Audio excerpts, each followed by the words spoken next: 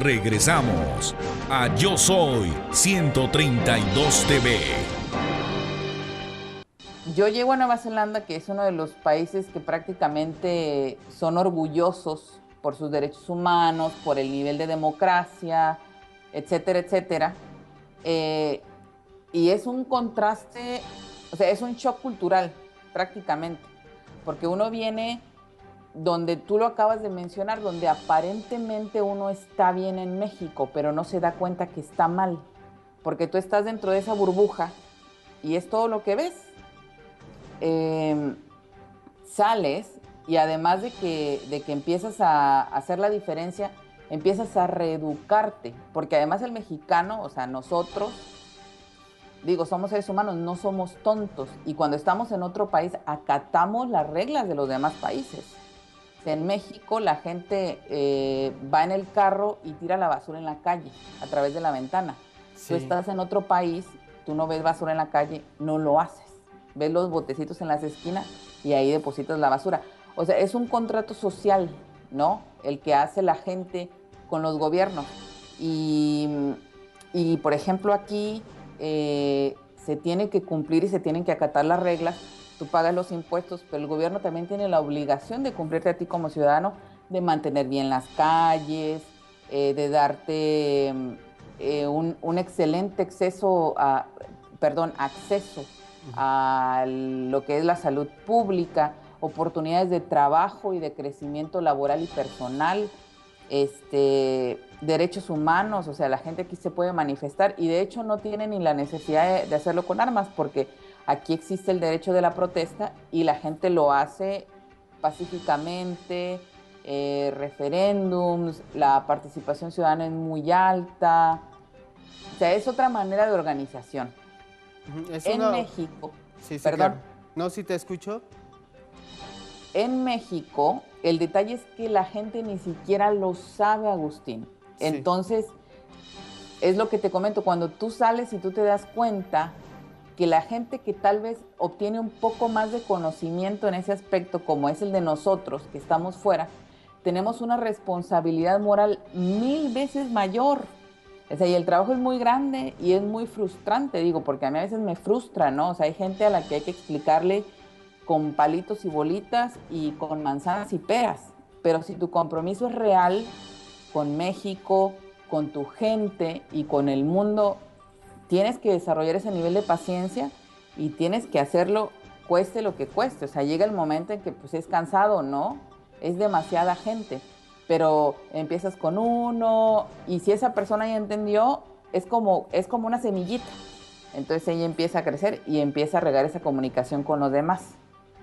Y así es, o sea, es la mejor manera de trabajar ahorita, porque en México, tú lo acabas de comentar también, desafortunadamente nos han inculcado una cultura del miedo, donde la gente es un terror el manifestarse ya, un terror el salir a las calles, que va a pasar esto, que les van a hacer esto, que si a lo mejor hablo se va a ver perjudicada mi familia, el hermano, el hijo.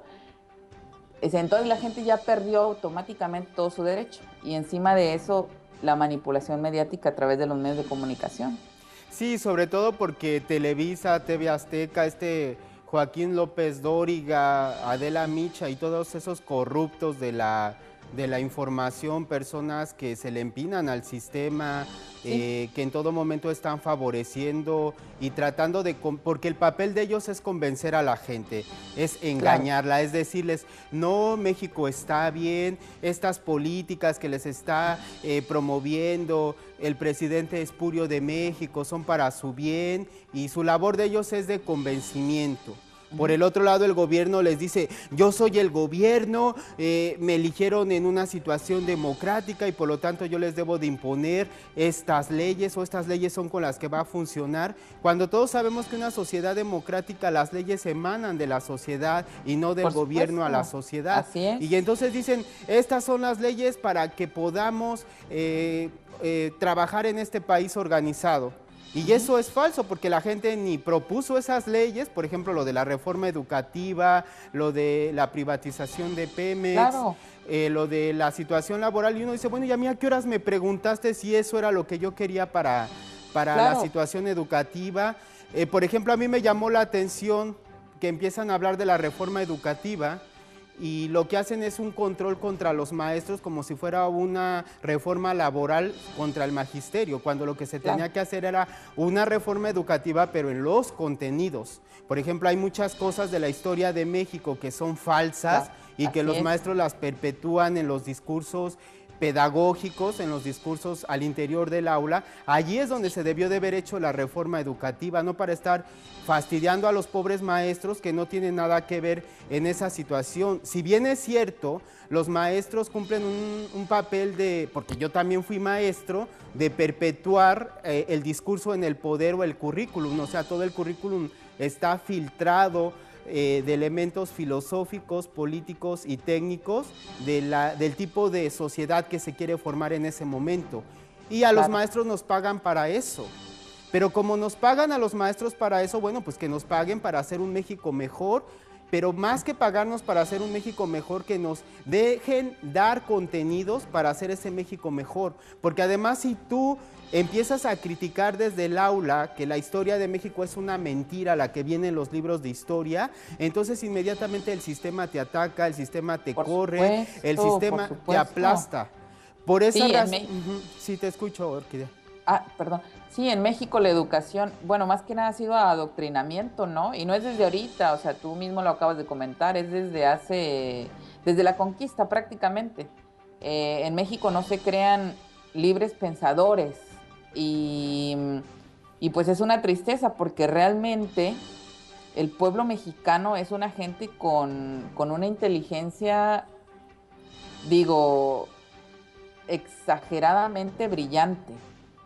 Y lo vemos, ¿no? En la manera en la que nos expresamos artísticamente, la manera en la que tenemos tanta fuga de cerebros. Estás viendo Yo Soy 132 TV. En un momento continuamos.